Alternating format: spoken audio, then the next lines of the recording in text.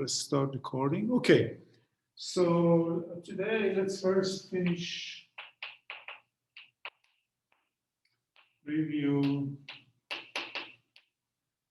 of Hodge theory. I just give a very short, quick review of it. I just wanted to say your camera might not be aligned with the board. Oh, okay. Yeah, that's a good idea. Yeah, okay. Yeah, that's a good idea to mention. Is that better now? Yeah, that's good. Okay, good. Very good.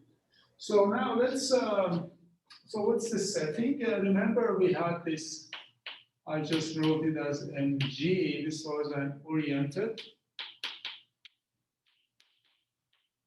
Riemannian manifold.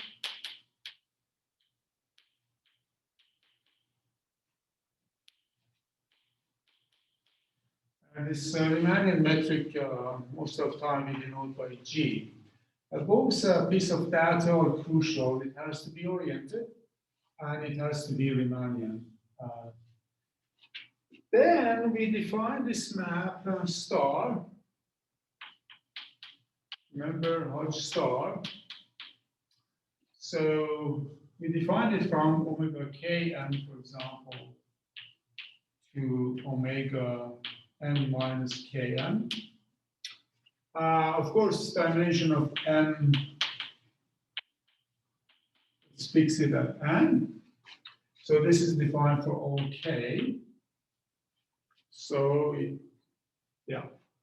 exchanges dimensions in kind of interesting dual way like that. So it was defined by the following thing: for any alpha and beta belonging to omega k, and we had alpha beta volume.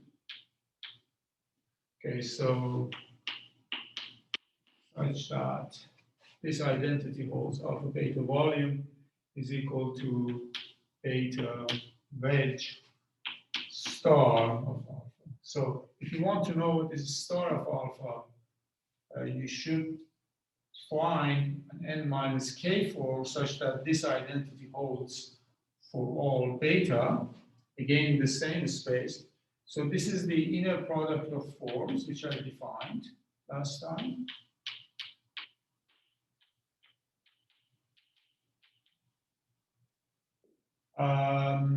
So volume is a very particular form. This is was volume form. In local coordinates, this was equal to something like square root depth g. I mean, determinant of Gij, say. Yes. And then dx one wedge dxn. Well, this is an orthonormal, not orthonormal, sorry, this is an oriented chart for any oriented coordinate system. x1, x2. And there was an exercise to check that this is well defined, and then this fixes the definition. So of course now you know that star sends omega 0 of m, just a few, two special cases, to top forms, and sends the top forms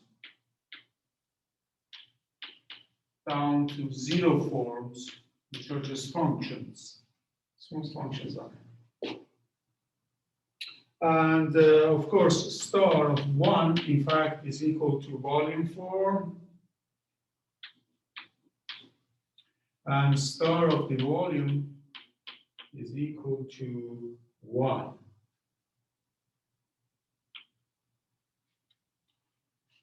Okay, that's good. Then using the antisymmetric property of forms, so here's a simple exercise. using,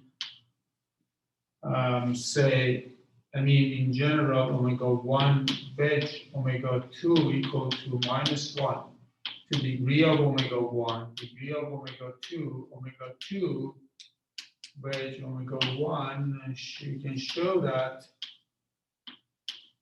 actually what happens if you repeat a star twice. Star composed with the star of alpha is equal to minus 1 to the km plus k alpha.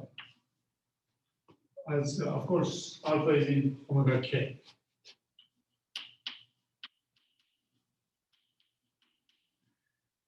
So star squared is not identity, but it's plus minus identity, depending on dimension of the space and also the dimension of forms, degree of forms that you're working with. This is an important identity. Okay, so this is a pure linear algebra, but I recommend you do this exercise. That's a nice thing to do. Now there was a, I don't know if I defined it, but there is this d star. So this d star now goes from omega km to omega k minus 1. So it brings the degree 1, bring the degree by 1. How is it defined? It's just defined by the star is equal to minus 1 to the power nk plus n plus 1. Star d star.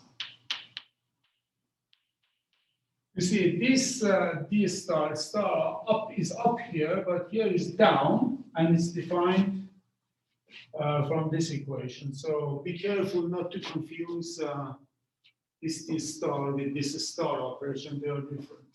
Okay, but yeah. Okay, so now Stokes formula.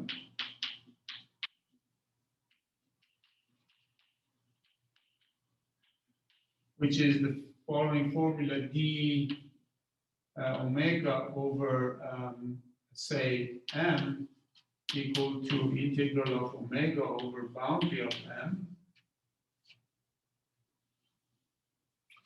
So this is for any smooth manifold with boundary. I mean, that has nothing to do with that manifold. This is for any m possibly with boundary.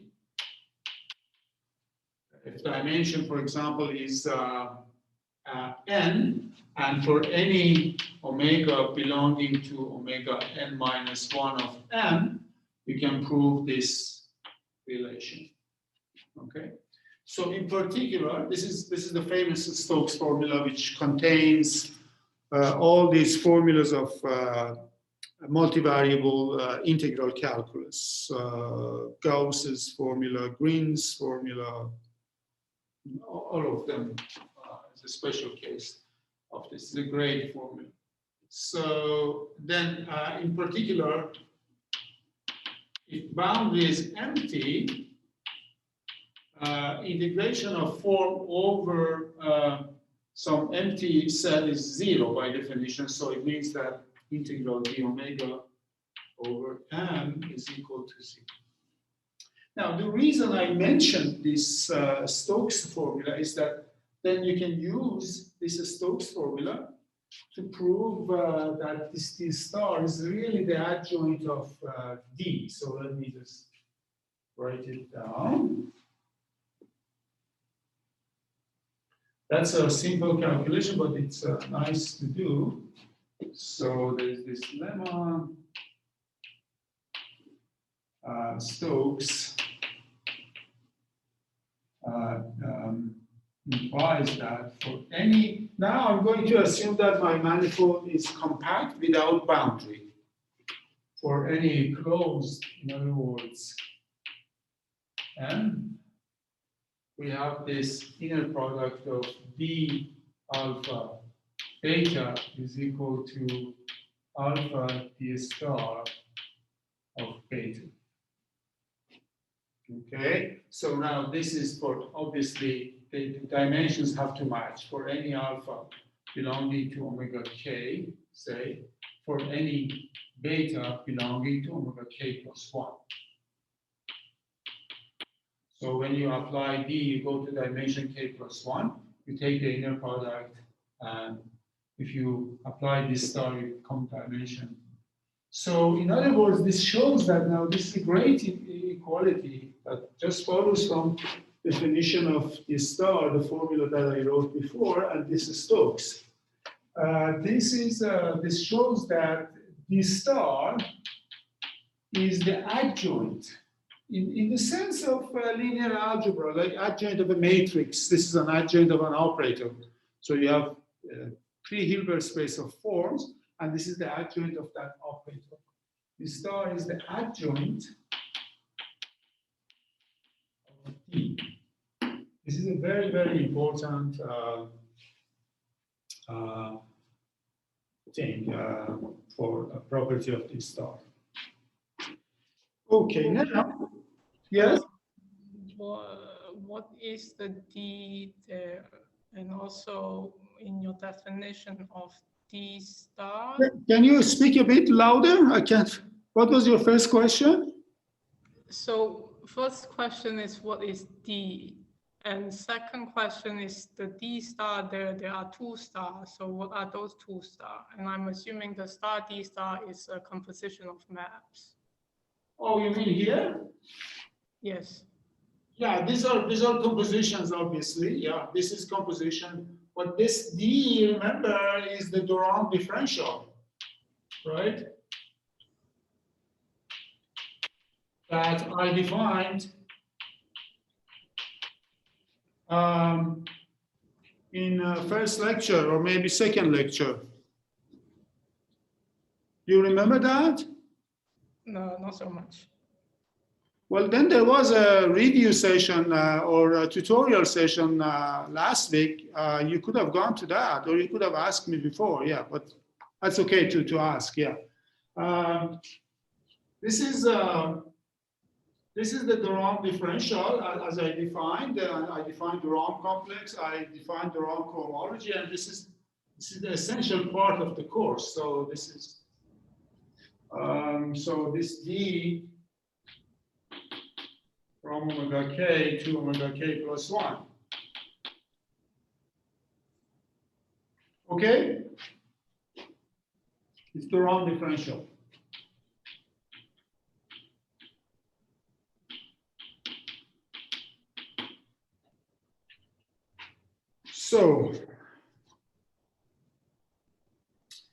So I've got that.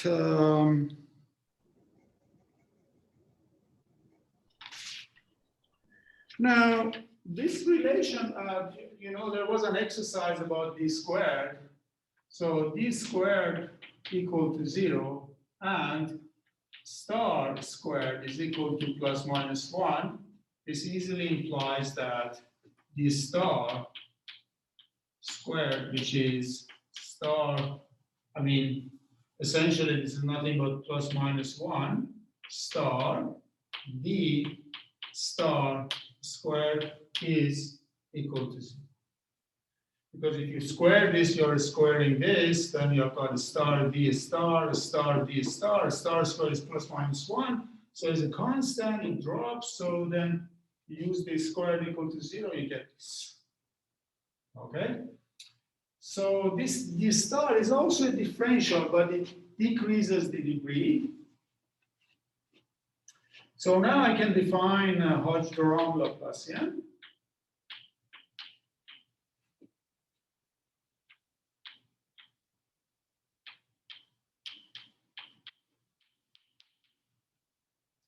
So this delta really goes from now omega k m to omega k m for all k. And this is defined by delta equal to d plus d star squared. So now, if you expand this d plus d star squared, I mean, this is just d plus d star times d plus d star. So this is equal to, because d squared is 0 and d squared is equal to 0, two terms drops and two terms remain. So this is d star plus d star d.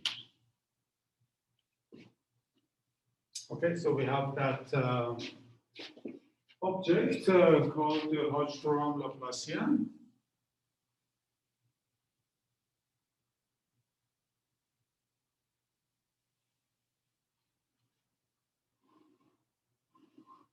Okay, so so we have got this Hodge Laplacian. Now I can define harmonic forms.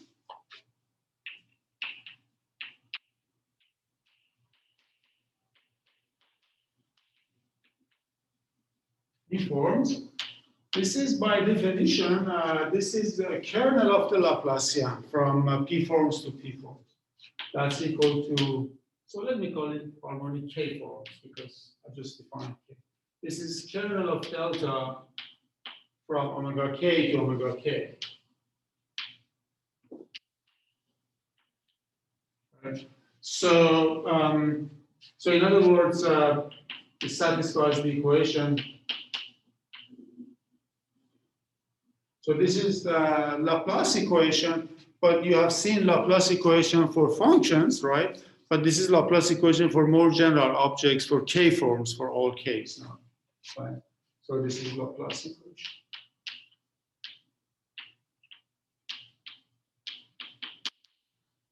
And this is, of course, the Laplacian.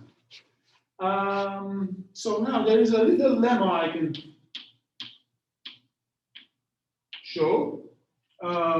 That omega is harmonic if and only if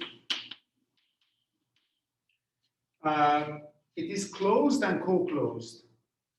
If and only if it is closed and co-closed. So what is closed? Again, I defined it last time. D omega equal to 0. This has to do with being closed. Co-closed has to do with the star. So the star of omega equal to 0.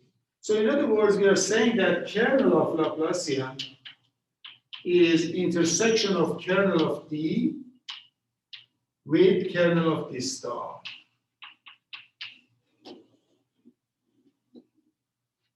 So it pays off to remember this fact.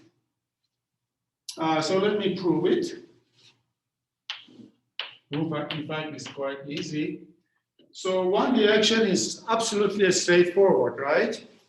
This direction, if d omega equal to 0, the star of omega, then of course delta of omega is equal to d star plus d star d of omega is equal to, well, this is just 0 because the first component is going to be 0, right? So one direction is pretty straightforward, right? Now this direction, let's go to this direction. So imagine something is in the kernel of Laplacian and you want to show that it's in kernel of D and D star. So if Laplacian of omega equal to 0, what does that mean? This means that then you can conclude that Laplacian of omega, of course, inner product with omega is also 0 because it's 0 vector, inner product with anything gains 0. But let's spell this out. This is just d star, right, plus d star d. of omega, inner product with omega. So you can just open this. This is d star omega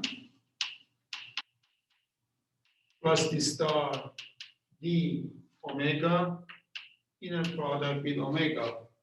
Now you can work out this inner product. Sorry, we can't really see the right side of the board. Oh, yeah, that's right. Thank you. Yes, that's a good point. So I'm going to move here now, right? I went too far off, I guess. I got off the radar now. Okay, so this is equal to d star omega. So let me write it here. Plus d star d omega. Inner product omega, but then using the adjoint property, this is nothing but d star omega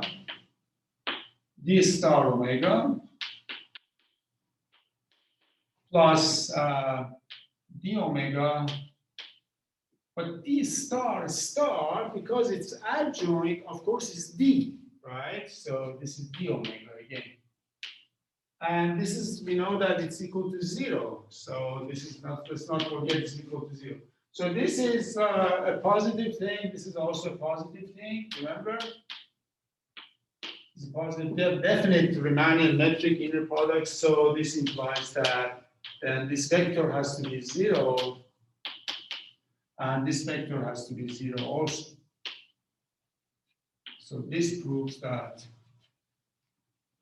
this crucial property that a harmonic form is both closed and co-closed, and that's a defining property of harmonicity.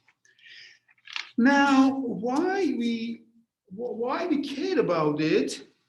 Why we care about this thing? It's for the following reason.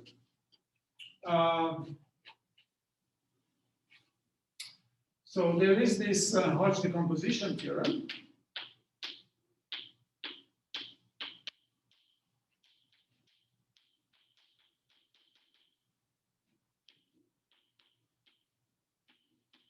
So again, let's assume let MG be a closed. Now remember, closed is very important because everything we did after some stage based on closeness, because we use the Stokes formula in that particular form, right?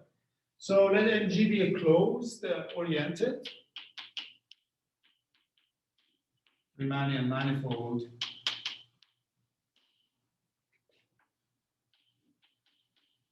Okay, then we have an orthogonal decomposition.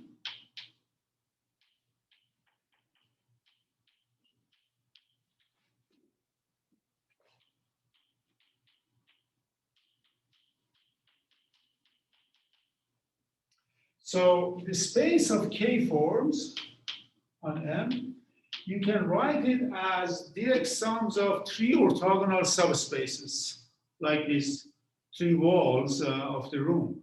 Okay, so it consists of the following thing: image of D, direct sum image of D star,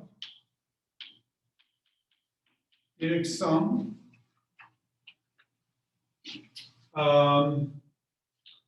kernel of Laplace. So this is harmonic K forms, right?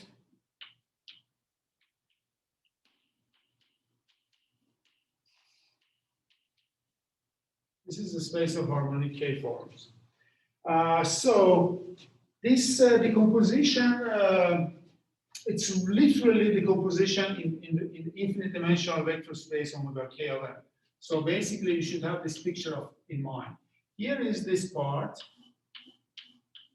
kernel of delta, and orthogonal to it is this wall, which is image of D, and here is image of the star, image of D, image of the star. So there is this orthogonal decomposition. Okay, so you may wonder what this orthogonal decomposition is good for. This is very, very deep result. First of all, this proof uses some interesting analytic techniques. There are some videos you can follow, previous videos, you can follow the proof, but we don't need the proof, and I just need it for the reason that you will see soon why we are talking about this decomposition now. So let's see.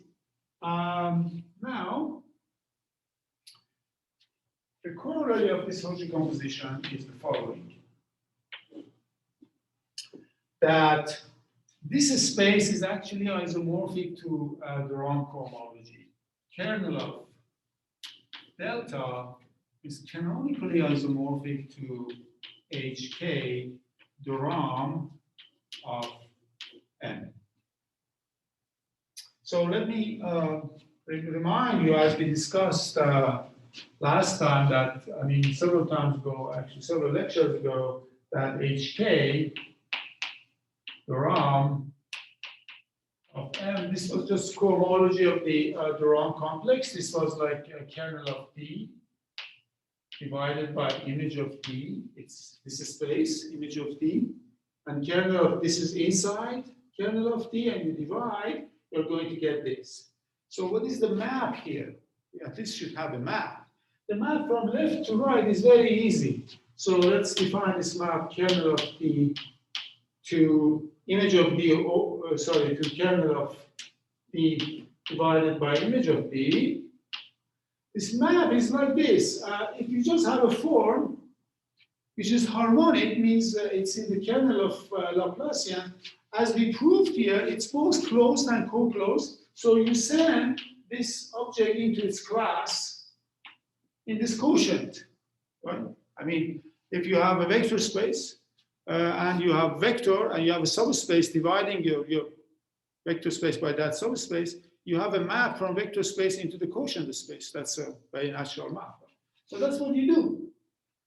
And this decomposition implies that very easily that this is an isomorphism. So this is an isomorphism.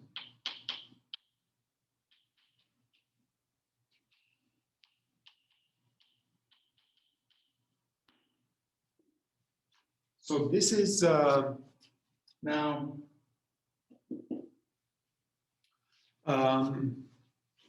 very interesting for us for the reason that I'm going to tell you now. So, but let me wait and ask if there are any questions.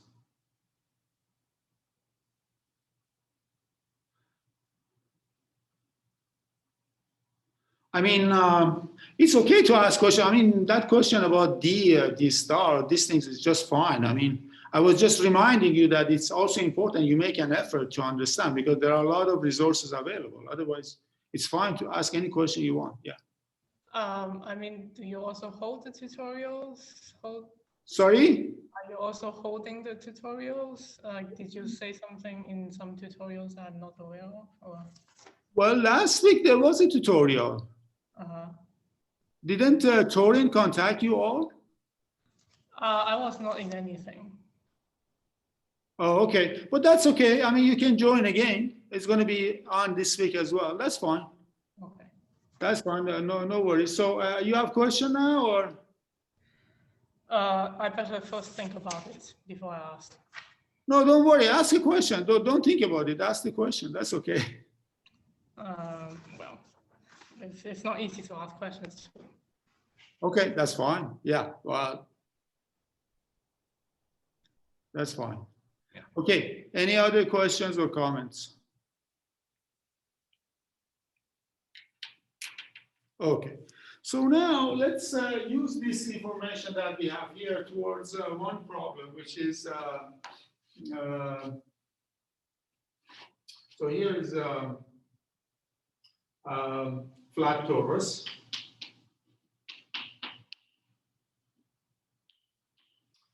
So by flat torus, we mean this space Tn equal to Rn over Zn, right? So this is the quotient of flat Euclidean space by this subspace Zn. So this is a torus for n equal to 2, for example, but in general, this is defined.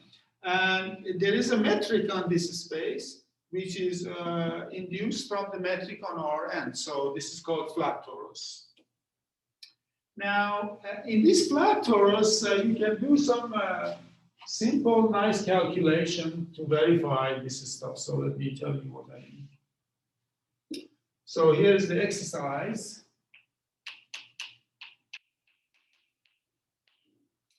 I want you to first write down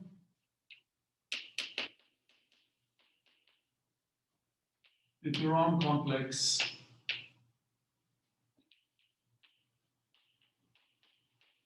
explicitly. I mean, Chern complex of Tn, I mean. What I mean is that, of course, we have this omega 0 of Tn. There is d, there is omega 1 of Tn. Up to omega n of Tn. Right? I mean, these are kind of abstract objects for general manifolds. They are defined. But in this case, I'm saying it's very, very easy to understand what they are, because basically this manifold, its tangent bundle is trivial.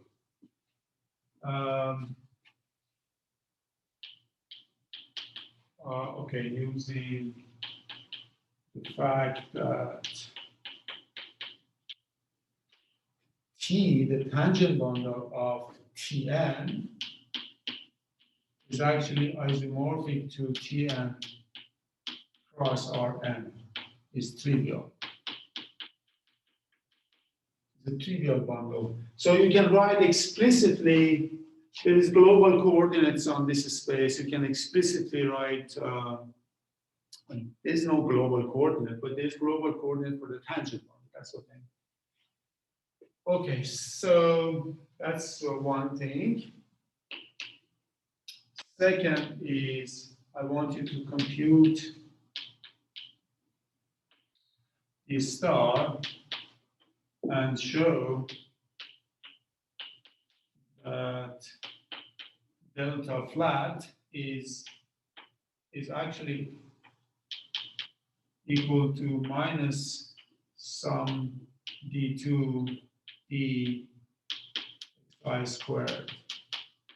So this is the usual Laplacian for space. I mean, by equality, I mean equality in the way that you will introduce. I mean, you will understand here. I mean, this acts here on P forms and stuff, but yeah. So this is the standard Laplacian.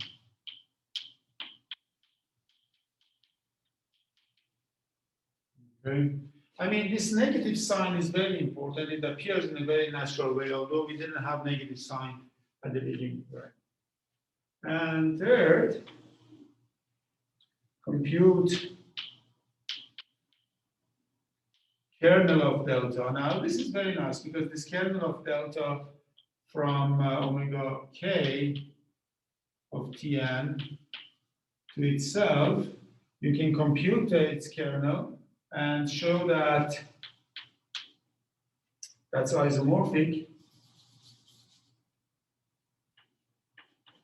to a very, very explicit space of K forms, namely K forms with constant coefficients. K forms with constant coefficients. I mean, this again, you will understand it. When you try to do this, this comes very easily. If you have difficulty, well, I mean, we'll discuss it in tutorial. Now, then 3 implies that dimension of this actually hk, the RAM of Tn, is equal to n choose k. So this is binomial coefficient.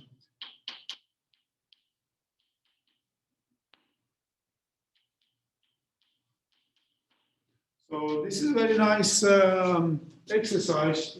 I mean, simple, but it's good to do this because you will understand that by using this Hodge theory, you can immediately compute cohomology and dimension of these de Rham groups. So in this case, there are several other ways you can apply. Of course, you can compute this by other methods, but this is a quite a straightforward and quick method, actually. So also gives you a handle on concepts.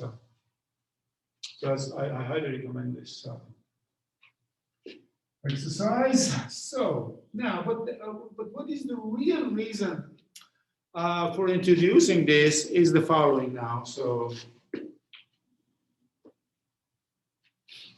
okay. So let's recall Euler characteristic from first lecture.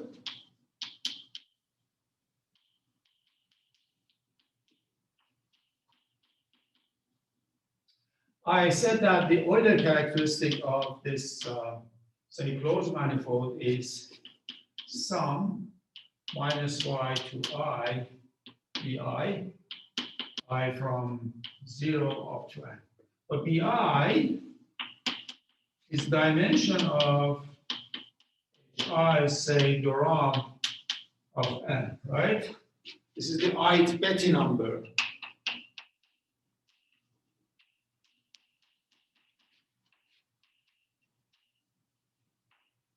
Okay. Now, I said that this is actually, I said that claim is that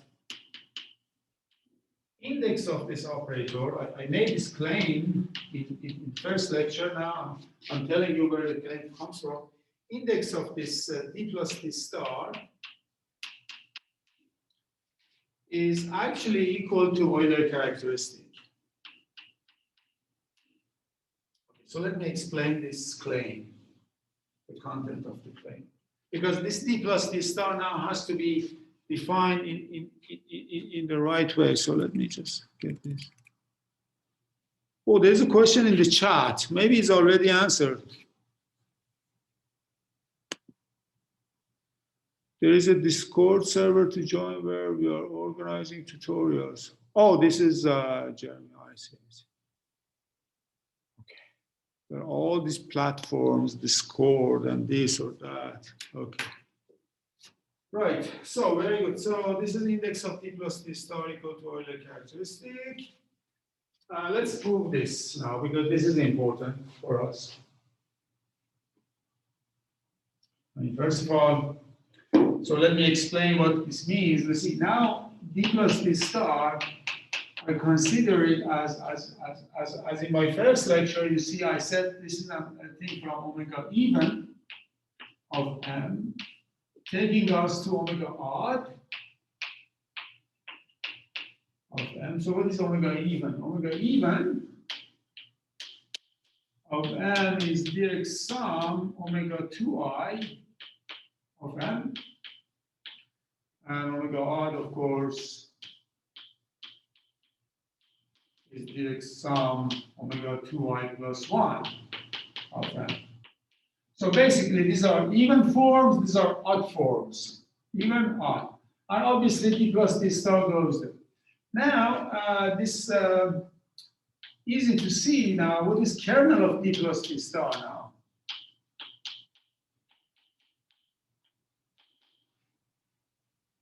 What is kernel of d plus d star? So now from omega even to omega odd.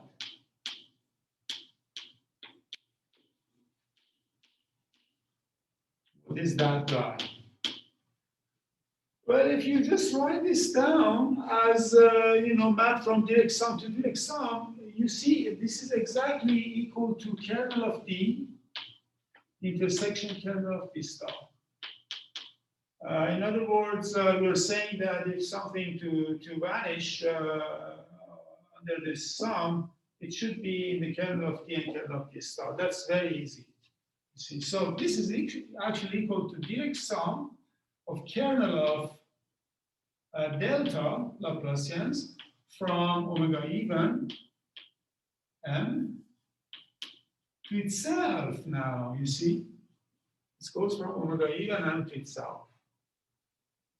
But actually, I can just write it like this now because the sum is already. Okay, so you know by Hodge theory. Are you considering kernel as a map? Or what do you mean when you say the Kernel? Yeah. Yeah, this is a map. This is an operator from omega even to itself, and we look at its kernel. Ah, I see. Right? I mean, it's like a matrix also is an operator after all, as you learn in linear algebra. So this is the kernel, right? So it's a kernel of the operator. It's the kernel of the operator, yes. The kernel of the operator Laplacian, yes. So by what I did, Hodge theory. Okay, so by Hodge theory, we know that this kernel of D is isomorphic to direct sum. This thing here is direct sum H even Theorem of M. So this is so dimension of kernel. So let's call this maybe delta even. So delta even. So dimension of kernel of delta even. Now this is the direct sums of these subspaces, and it's just sums of dimensions. E2R. Because you know it's just a direct sum. And we know that this space is finite dimensional. We don't care about its proof. We're just using that result. And so this is just direct sums of even Betti numbers. Okay, so far we have this. Okay, now similarly,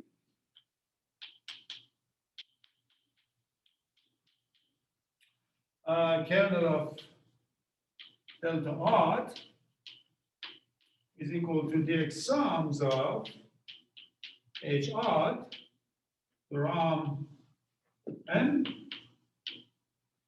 and then we get that, of course, its dimension is direct sum, is sums of odd Betti numbers. So let me write it here.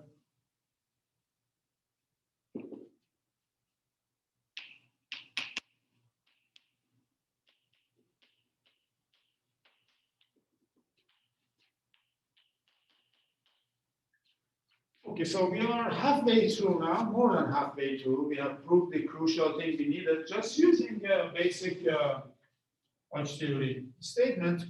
Now, but what is this? Remember in the very first lecture, I said index of an operator from V to W. We had a definition. I mean, this is a vector space. In vector space, I said index is defined to be dimension of kernel of D minus dimension of co-kernel of D. Provided, of course, these dimensions are finite. In this case, they are. In this case, they are finite. I mean, in this particular case, actually, you can see that they are finite. Now, you write this in using inner product and just again, basic linear algebra, the infinite dimensional linear algebra, if you want.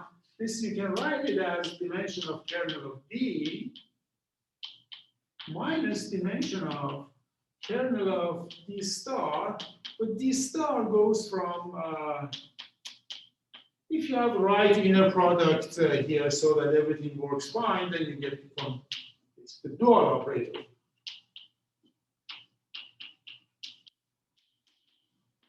I mean, for matrices, for finite matrices, this is just rank plus nullity statement. That if you take adjoint of an operator and there's a relation between rank of this and rank of adjoint, kernel of this, kernel of adjoint. These are very simple things. But in infinite dimensions also, the analog holds. If you want, you can also take this as the definition of index in this case. So let's come back here.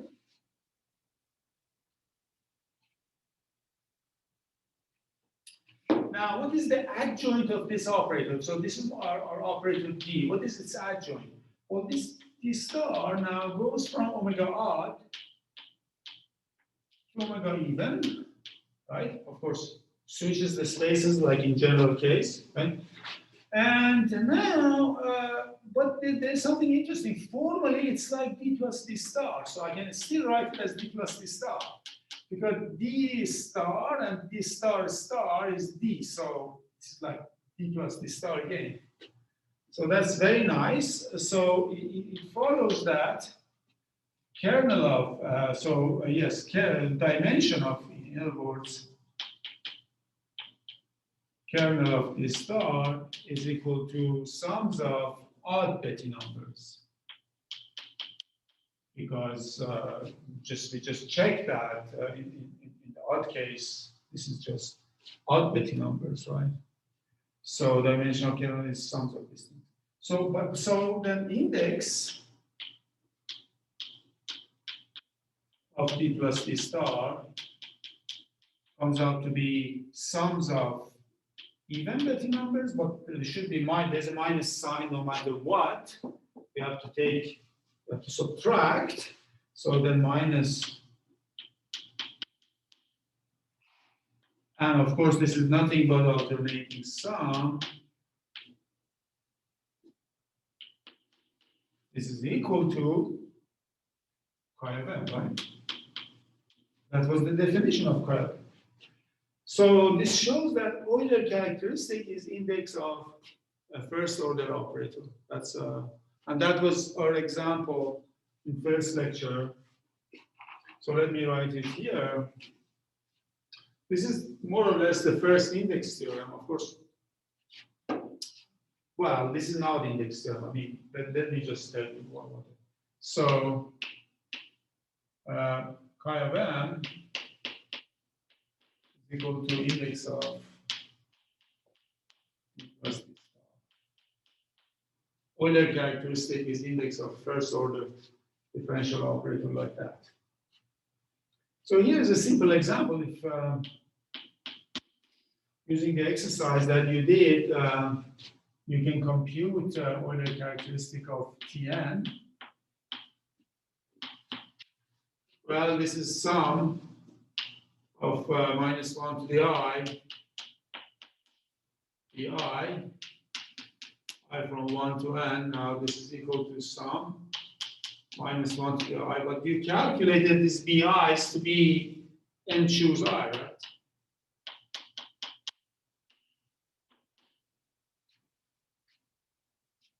Right, you calculated these guys minus 1i and choose I. What is this number?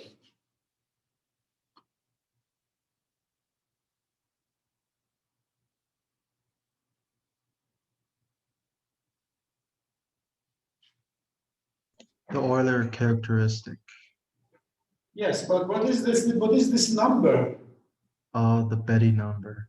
The ith Betty number. So, what is this sum now? Alternate. The index. I think it's 0, I'm not sure. It's 0, yeah. This is totally elementary now, right? This is, what is it? This is equal to 1 minus 1 to the power n, right? Which is 0. Right? So you just proved that the Euler characteristic of Tn is equal to 0. I mean, it's just, this is just an exercise or example. So because of this, we know that Euler characteristic of Tn is 0. Yeah, I mean, your answers were correct. I mean, you gave different interpretations of this one, but I was kind of heading towards this answer, which is kind of interesting, right? These combinatorial numbers cancel each other. So I think now is a good time to stop and take a break for 15 minutes, and we come back then. Yeah. So let's stop or pause. Okay. So now, next topic we have to know a little bit about is characteristic classes.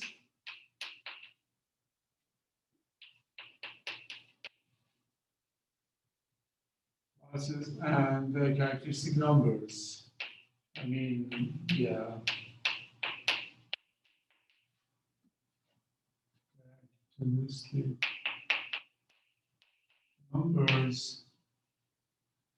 of vector bundles.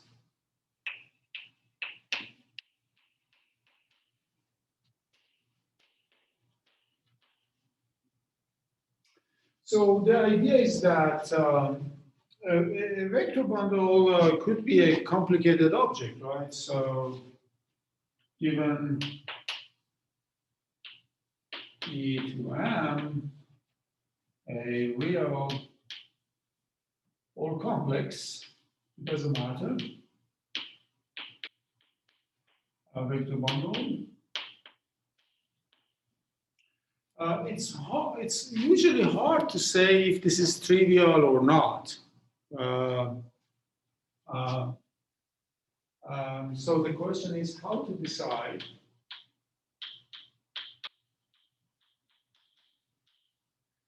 E is trivial. So by trivial we mean i.e. isomorphic to M cross Rn or M cross Cn in the case of complex vector bundle, right? Or not.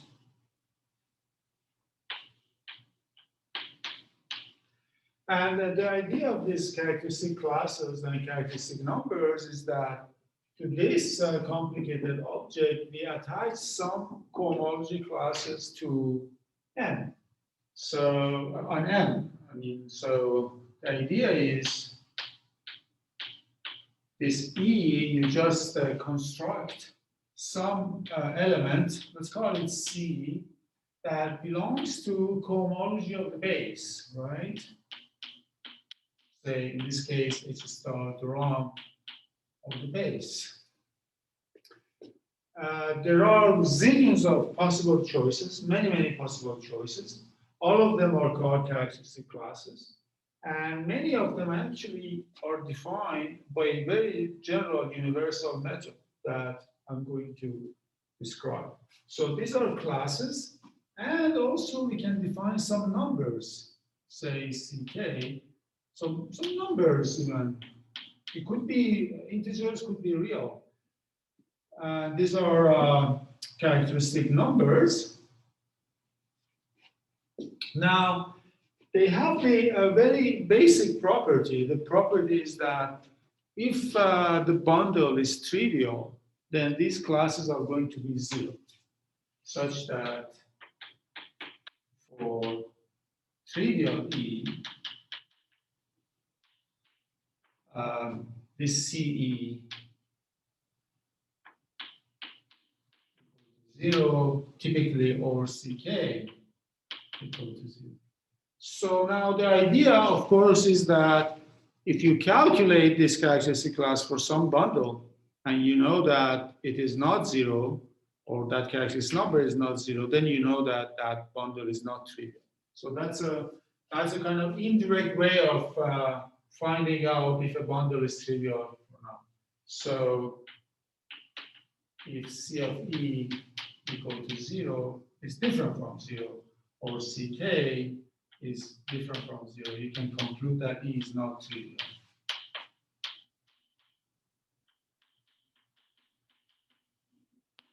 So that's a very general idea. And usually, as you know, in algebraic topology, that's how you act, right? We have these fundamental groups, we have homology groups, cohomology groups, and for like contractible spaces, for example, those groups are trivial. And when you compute and you see that some of those groups are not 0, you know that your space is not contractible, and so on and so forth, right? So this is along the same idea, but a little more sophisticated because we are dealing with vector bundles, not just space M. In a way, is a bit more sophisticated. Now, there are different approaches, but the approach that we need here is... Excuse me. Yes? So in this case, when you say that E is trivial, you mean that C of E as well as C of K is 0. Both of them have to be 0, right? Or right? First of all, be careful. Yes, all of them are 0. Yes, exactly. Yeah, exactly. That's what you said, right? Yes, so both of these quantities have to be 0, right? Yes, have to be 0. So if one of them is not 0, then your vector bundle is not trivial. So in this case, you should say and ck is 0, right? Out there. For E trivial, C equal to 0. Yeah, that's right. Yeah, okay. So that, yeah, okay. So logically, I should say and. Yeah, that's fine. Because usually either you work with this or that. So yeah, but that's fine. Yes, yes. And usually CK is defined from this one. So, okay. So now, is that clear, by the way? Yes, it is. Thank you. Okay, very good. So now the approach we are taking is called Chern-Weil theory.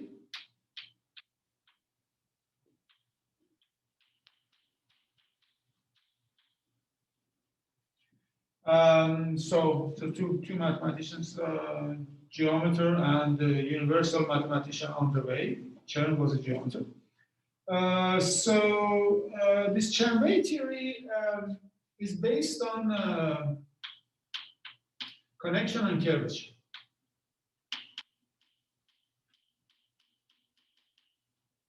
Connection and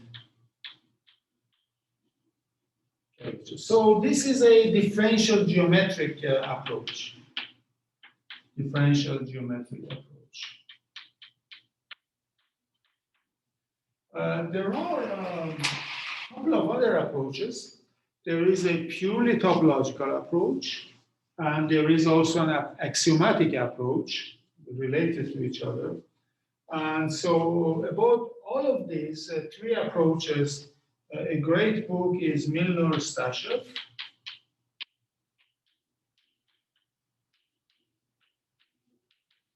It's called Characteristic Classes.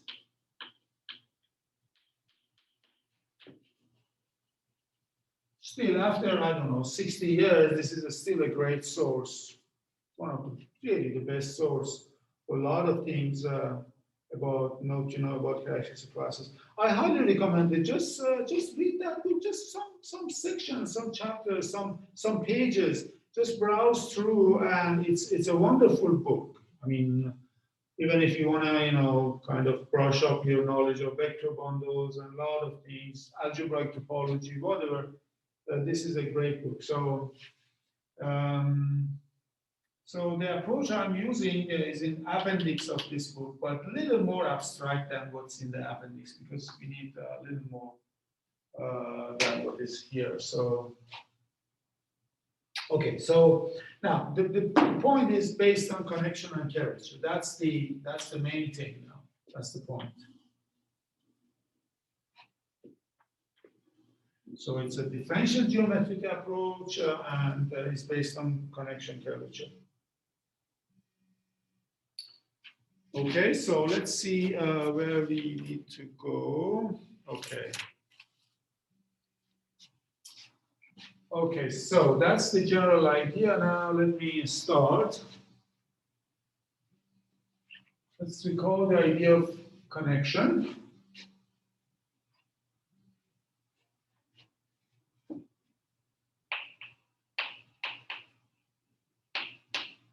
Connection. On vector bundles.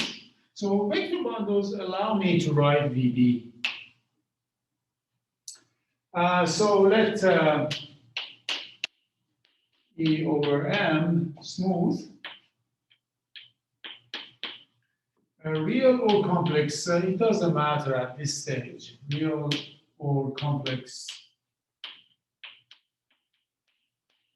vector bundle over, obviously when I say smooth vector bundle, I mean M is a smooth manifold and the bundle is also a smooth solid over. So recall we defined the connection as follows. So we had this C infinity of E. So there is another notation for C infinity of E, which many people use this as C infinity of, denoted by C infinity of M and E. So that's a space of smooth sections, right?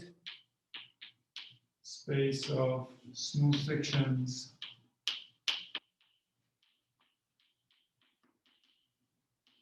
of E. So, as I said before, first lecture, maybe second lecture, what you have in mind, you should have in mind is that this is M, and these are fibers. So families of vector spaces, EX, EX, and a section is just a smooth map from M into the total space, which at each point picks a vector, right? So it's a generalization of the idea of vector field, not vector field. I mean, just vector valued function on M. Yeah. Could you give a definition of that? Definition of? Smooth section. Oh, that's yes, that's the set of all S from M to E, such that S is smooth, and pi of S equal to identity of M. So in other words, so this means that S of X belongs to E of X, which is pi inverse of X. This is the fiber over X, and this fiber, this pi from E to M is the fiber now. So that's the definition, but this definition, I mean, this is the real meat of the definition.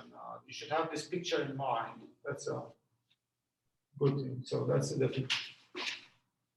So we have a space of smooth sections, and I defined a connection nabla, and then there were some exercises about this nabla going from C. So I'm going to use this notation now, C infinity of, say, M and E.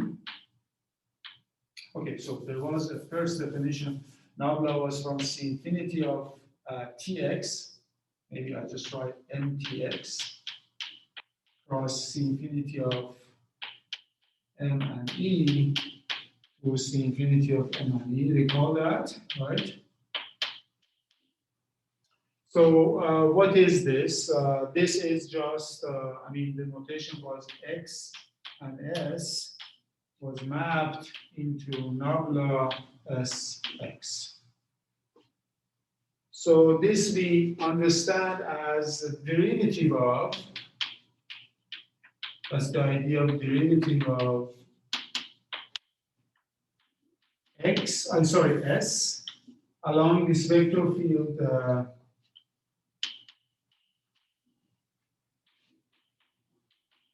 X.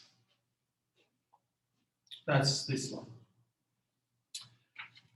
That C infinity of M comma Tx, did you mean Tm? Oh, this is Tm. Yes, yes, yes. Very good. Thank you. Yes, excellent. Very good. Yes. This is the tangent bundle, right? So tangent bundle, which is a vector bundle. My first example of a vector bundle was this tangent bundle. You remember from that lecture? Yeah. Very good. So this is, I mean, it has two properties, right?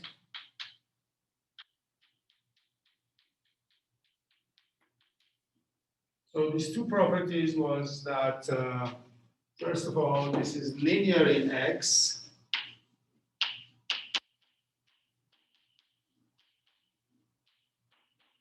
So it's kind of very benign dependence on X for any F belonging to C infinity of M, right? Smooth functions on M.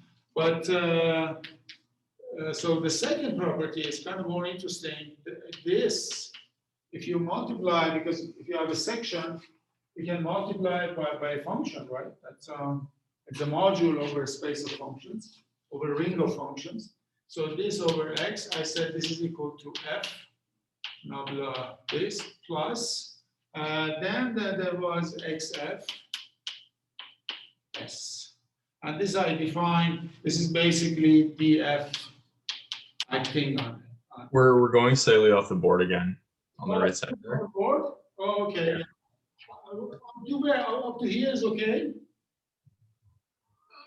Yeah, that would be good. A little more to the right, I guess, if you use the space, but for safety, yes. That's too far, I think. Okay, so I just write here. Is that okay? Is that okay? Huh? Yeah, that's fine. That's good. Yeah, I think now we are in the limit. Yeah. Okay. Good. So this is called Leibniz rule.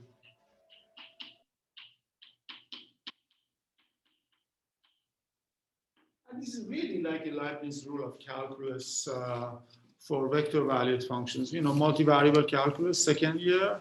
If you have a vector field, you multiply by a function, by a vector field by a function, and you want to compute, for example, its gradient, its curl, these operations. Always this rule applies. Something similar to that. Okay, now, this is a good definition, but it's not good enough. Now, the first thing we have to swallow is a reformulation of this into something that looks a bit more abstract, but it's not really more abstract. We just have to get used to that. So, so the warning is that, yes, this is going to be a bit more abstract, but just be patient and everything should be okay. So this is now a reformulation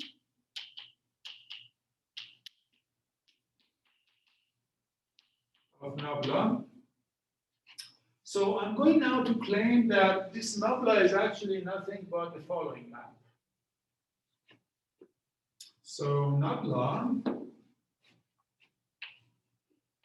I'm going to go now, this is a map from C infinity of ME to C infinity of M T star of M tensor E.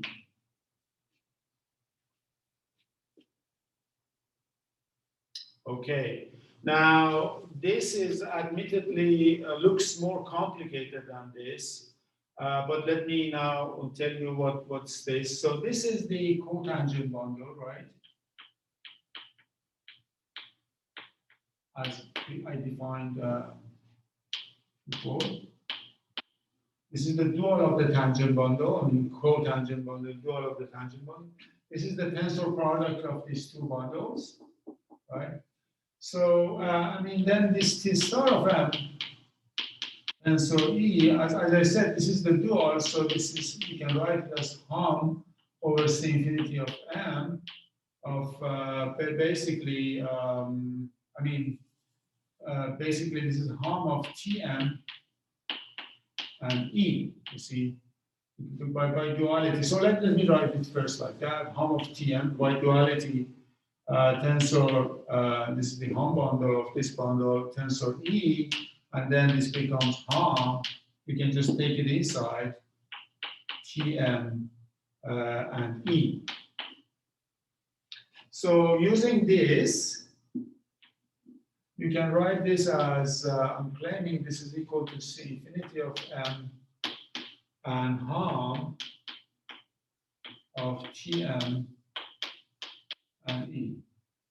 Now it's, I agree, it's a bit of a mind twister, but just let's see what happens and what I'm claiming now.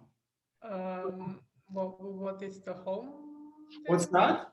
The home of. This is the, you see, hom of, as I said in my first lecture, hom of vector spaces, you know, and anytime you have two bundles, you can define hom of vector bundles.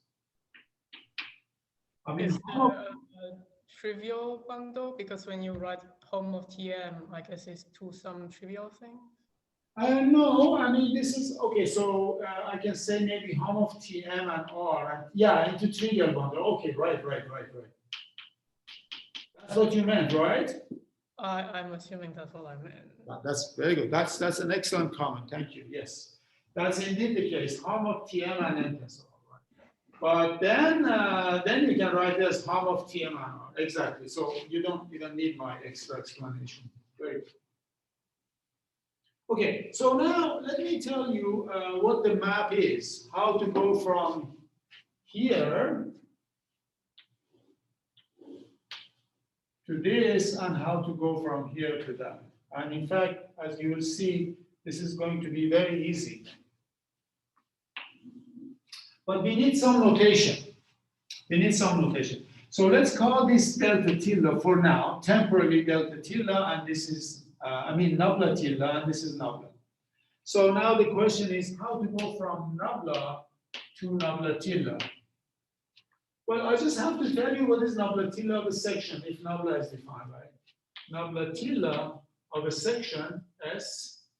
Now I want to get a section here, but this section I have to tell you what is, here is harm. So I have to tell you what is the value of this over a vector field. So over a vector field X is just equal to nabla of Sx. That's it. Now, that's very simple. We just changed the notation. We just got rid of this sub-notation X here, and now we are just having one variable. This is called adjunction, by the way. I will give you some examples from linear algebra. Now, how to go from nabla tilde to nabla? It's exactly the same formula, because I just say nabla. You just read it now from right to left. Nabla Sx is equal to nabla tilde S computed on X. Okay, so the equality of these two concepts are the same, provided I say what property nabla tilde satisfies. So note that nabla tilde satisfies the Leibniz rule.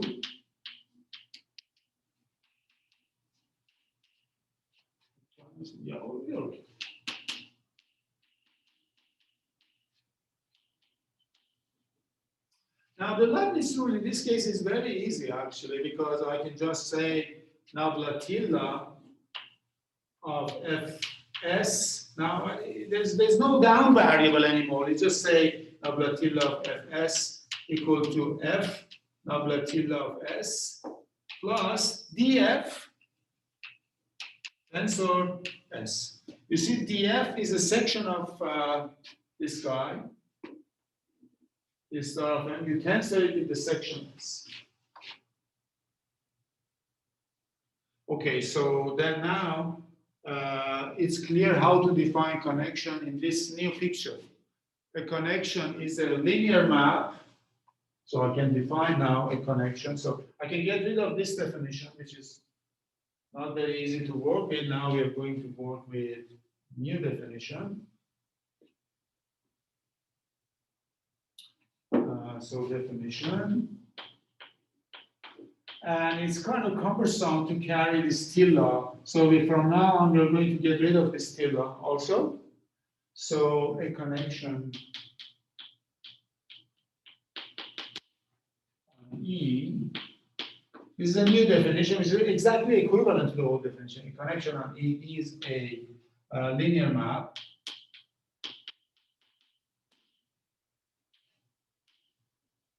Nabla from C infinity of M and E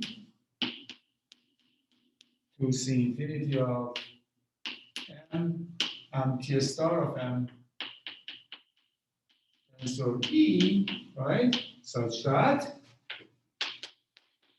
this Leibniz rule satisfies nabla of Fs equal to F nabla of S plus df tensor S. You see, you don't have to remember those vector fields now. So vector fields now are gone out of the picture. Now we are working with forms and stuff like that. So this is called Leibniz rule. There's only one rule now. Everything is absorbed in this notation. Okay, so this is what we have to have in mind now.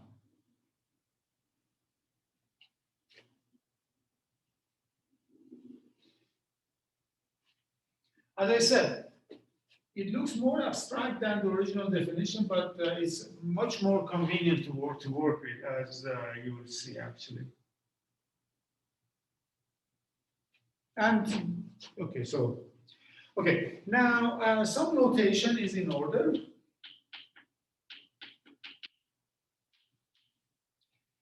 This is kind of too much to write all the time. So we just define C infinity of smooth sections of this bundle is usually denoted by omega 1 of M and E. And this is called one forms with coefficients in E. You see, this is a new notation.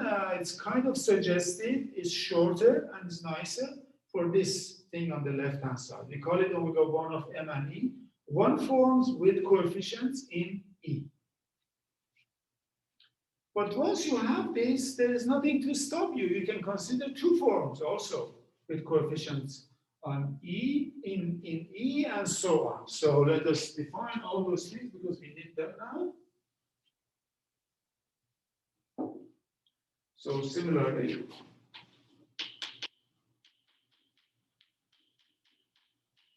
we define omega P of M and E by definition is smooth sections of this bundle, the bundle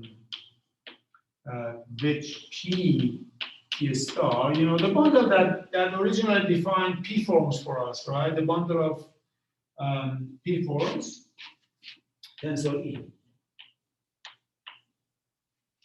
Of course, if E is the trivial bundle, this is exactly omega 1 of M, right?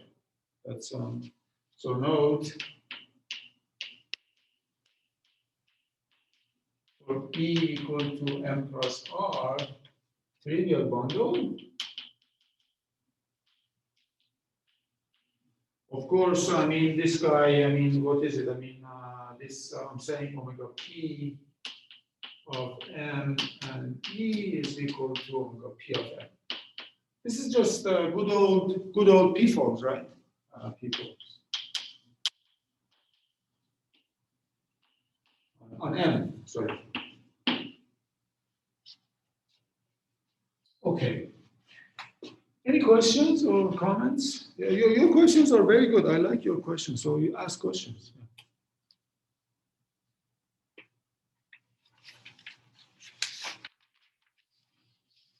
How is this? Yeah. I'm sorry, when is it more useful to use one reformulation of connections versus the other? Sorry, say it again. When is it more useful to use one reformulation of connections versus the other one? For characteristic classes, as we are doing now, Okay. this is quite useful. This notation is useful, and that's what Milnor and everybody else is using. The other one is a bit kind of old-fashioned. Although, I mean, you understand that, okay, this is like covariant derivative along the vector field, like differentiating this section along this vector field, stuff like that.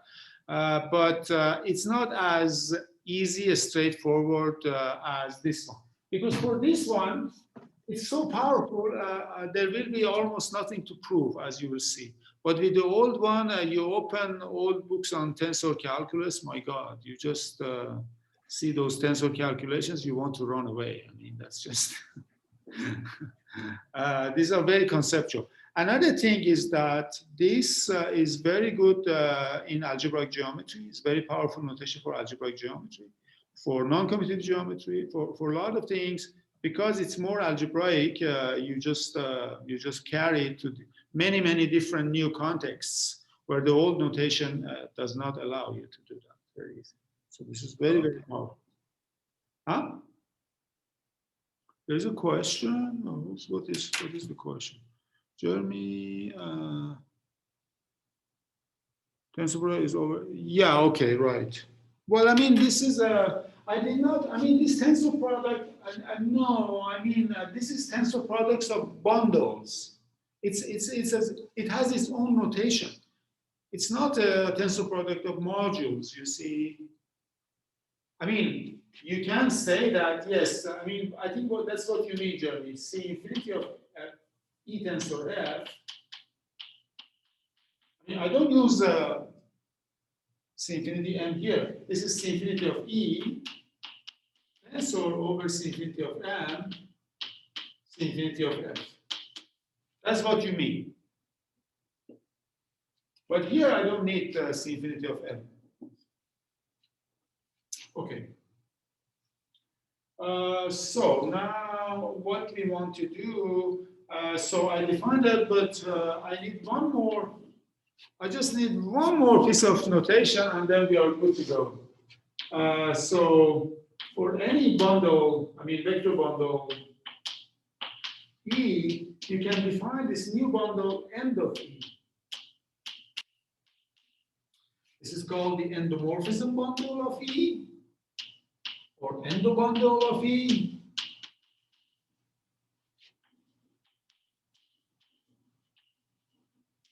I mean, what is it? This is just a dual tensor E, right? Okay.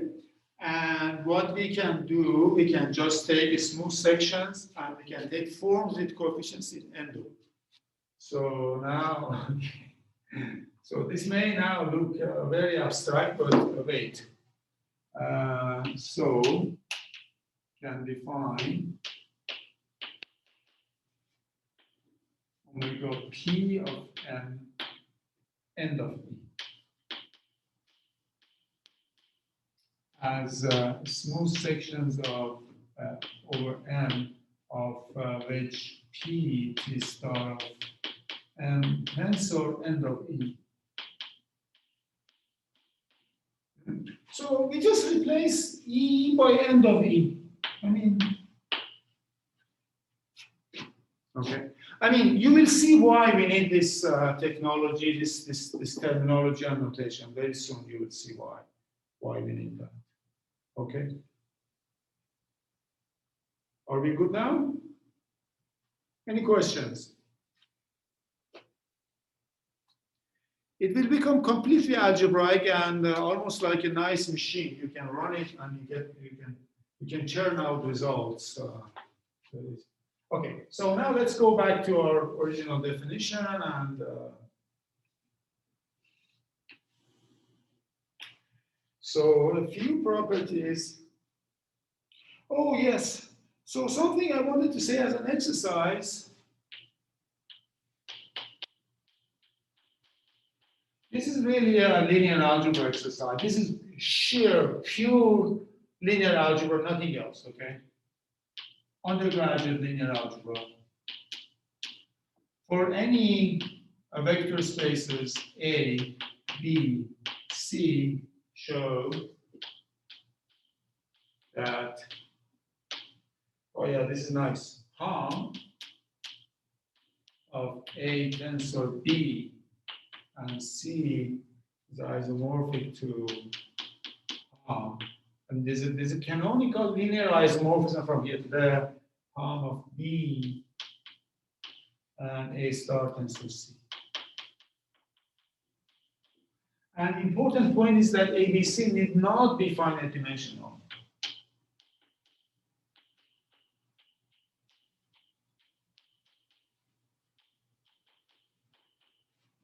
That's a very, very nice formula. And the example that we had was a kind of a special case of this, actually. But it's good you prove this result. This is called tensor Harm adjunction formula. Tensor Harm kind of adjunction.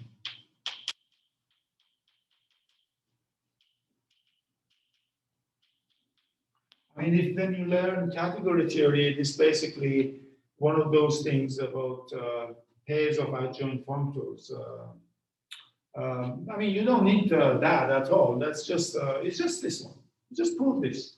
That's extremely useful. Kind of gives you a good feeling when you see, aha, this is trivial. Okay, that's nice. Nice exercise. Okay, now.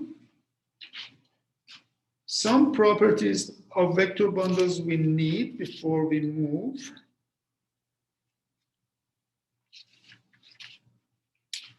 Okay, first of all,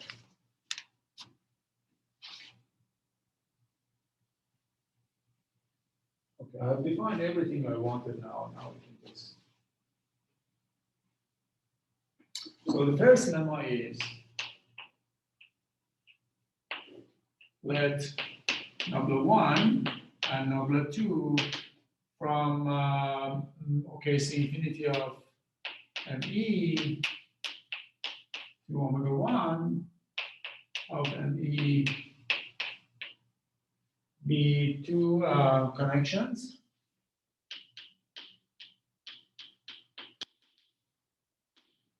So number 1 minus number 2 is the C infinity of M linear, i.e.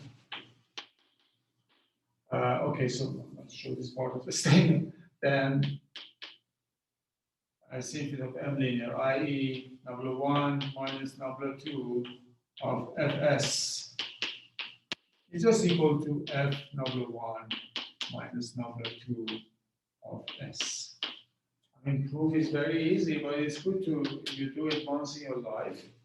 So, well, let's check. Number 1 minus number 2 of Fs is equal to, number 1 Fs minus number 2 Fs.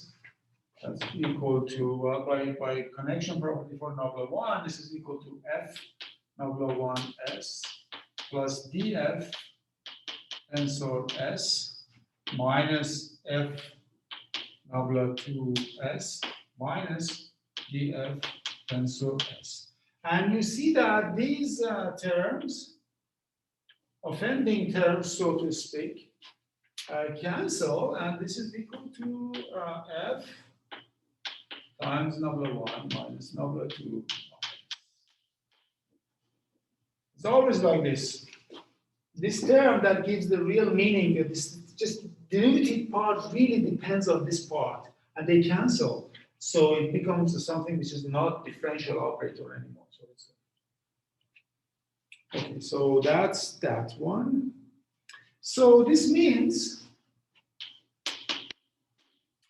number 1 minus number 2 actually belongs to a space of, actually is a section of itself, section of C infinity of M, T star of M, tensor end of E. So this is equal to, of course, omega 1 of M end of E. So the lesson is that the difference of two connections is an endomorphism valued bond form. So this is something that's i.e. difference of two connections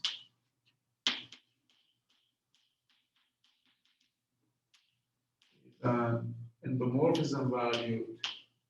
I just write endo.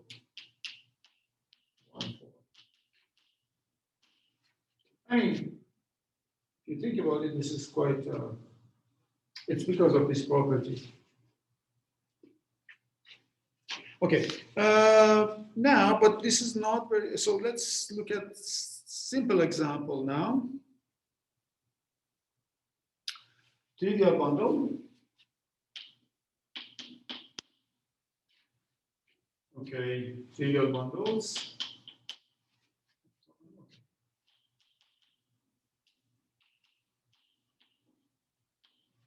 So let M be equal, sorry, E be equal to M cross R. And now it's a good thing to think about what are all possible connections on this bundle. Can we find all possible connections? And find all connections on this E.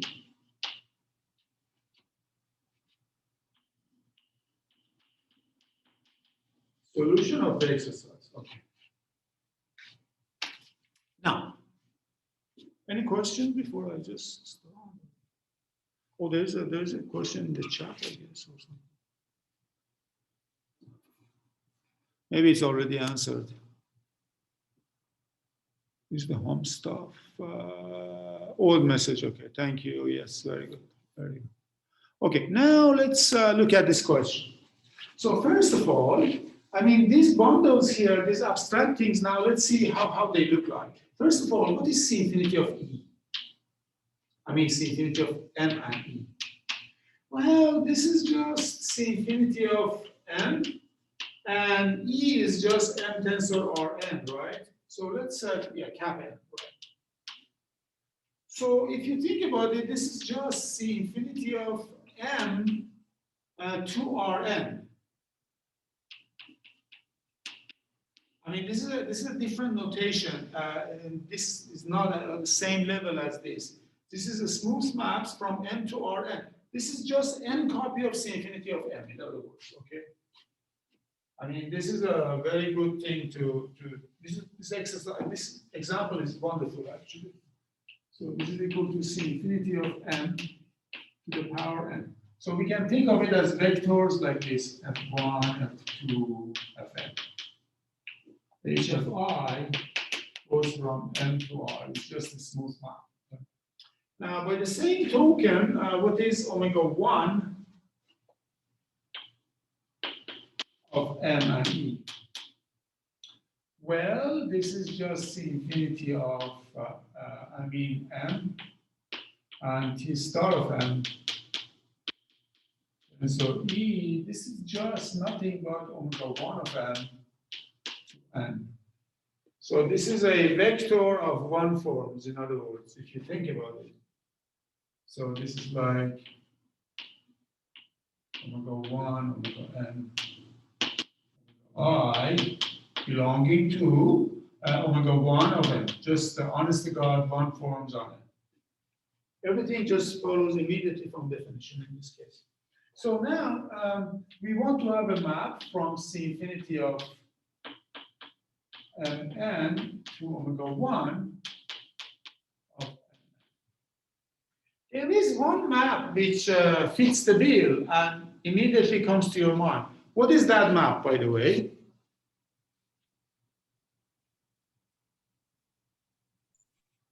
Just the n copies of the differential. Exactly. Just so what we want to do. So I mean, let's define nabla of a column like that, f1 of n. Let us declare this to be df1, df2, dfn, and this belongs to omega 1 of n.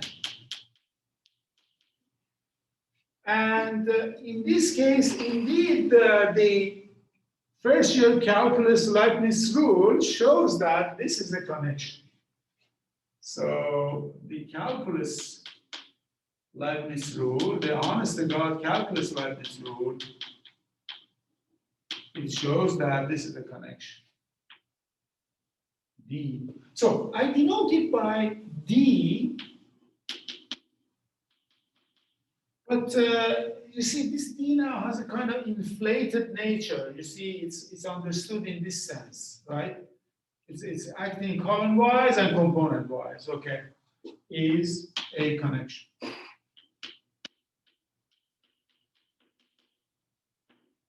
Okay, now this is one connection. What about all other connections? I mean, who guarantees that this is the only connection, right? We have to know if there are any other connections or not. But now I use that lemma that I did, and let's subtract in general then. If I subtract delta, a nabla, a general connection by this, okay, this belongs to omega 1 of M and of E. But what is this guy? This is equal to omega 1 of M, and end of E is end of M cross Rn, right? And if you think about it for a second, this is just N by N matrix of one forms. That's no more, no less. So this is equal to an n of omega 1 of n. This is an n by n matrix of one forms. Okay, so then, and how does it, so let it be A.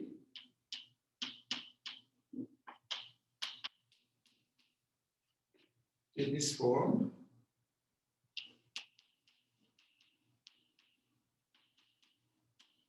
And now we know that then any nabla, so any nabla now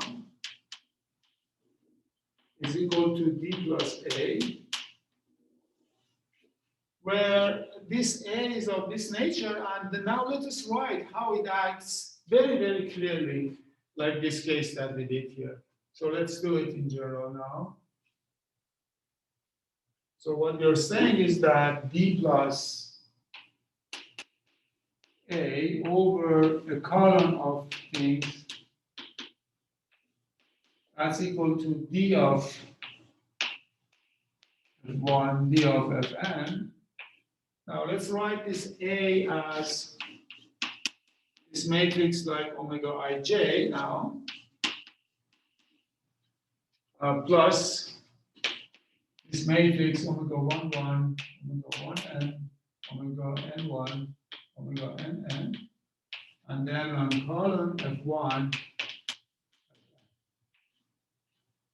You see, here is a very simple thing. It's just multiplication of this matrix by this column vector of functions. We are not doing any differentiation or anything. And these guys, omega i's, omega ij's are fixed. Okay? Okay, so now we reached a very good understanding of connections on trivial bundles. So, so the corollary is that all connections, so let's put it like this, any connection on a trivial bundle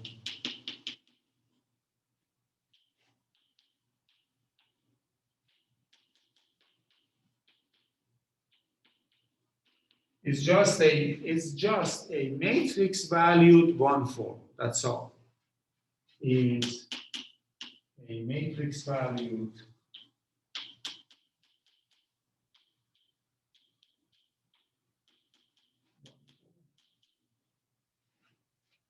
on n. You see, we have the idea of one forms on n. Now we have the more sophisticated idea of matrices of one forms on n. But that's just, there's a little bit of linear algebra involved, but we go into matrices, but otherwise it's like one form. Okay? So this is a very important slogan. Remember, this slogan is very, very important. Any connection on a trivial bundle like this is a matrix valued one form on it. And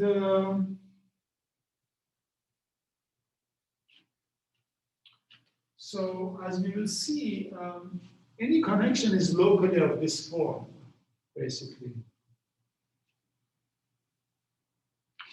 Any questions? Or?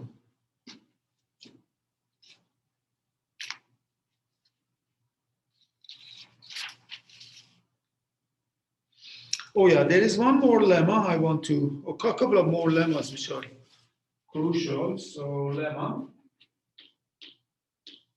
Before we finish, I finish in 5 minutes, I promise, because I took a little bit longer. So for any F1, F2 belonging to C infinity of n, for any connections nabla 1 and nabla 2 on E, nabla equal to F1 nabla 1 plus F2 nabla 2 is again a connection. Okay, so is a connection if one, okay, so yeah, if F1 plus F2 other words, convex combinations of connections is a connection, i.e. convex combinations of connections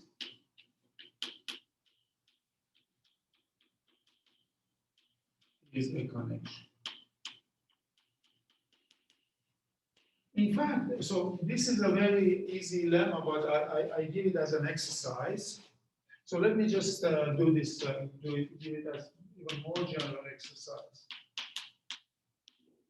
So for any actually F1, F2, Fk belonging to C infinity of n, such that F1 plus F2 plus Fk equal to 1, you can conclude that sum Fi nabla I is also a connection.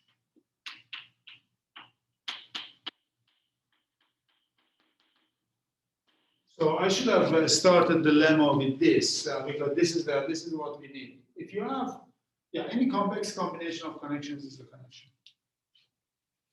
That's one thing. Another thing is lemma is connections are local. This was an exercise you did before, but let me just write it here. Lemma connections are local operators.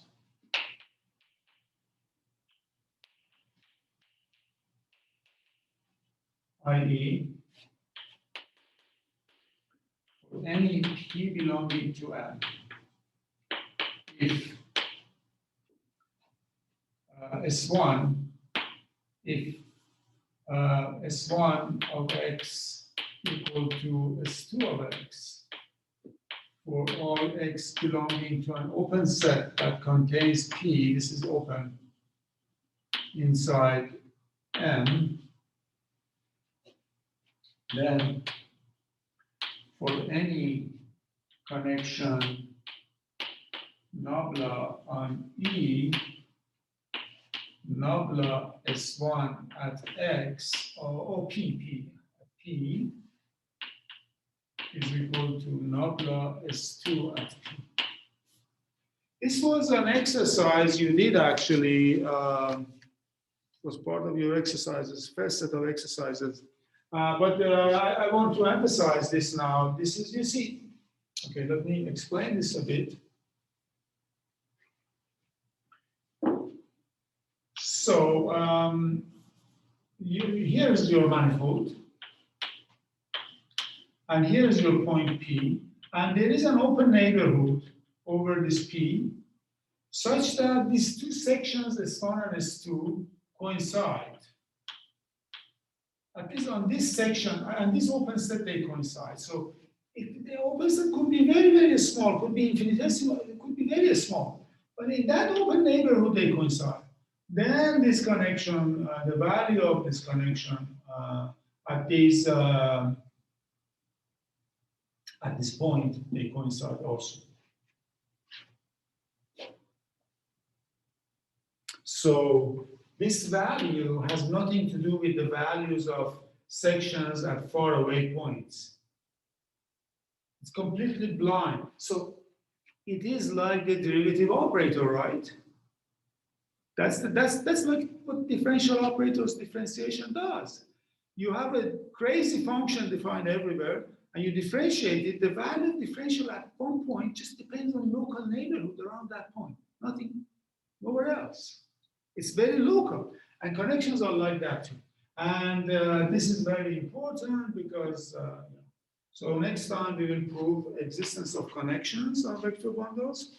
And then we shall start defining curvature in this guise. And then we will get into Chern-Weil theory quickly. So that's all we do. So let me shut down the video and then you ask questions.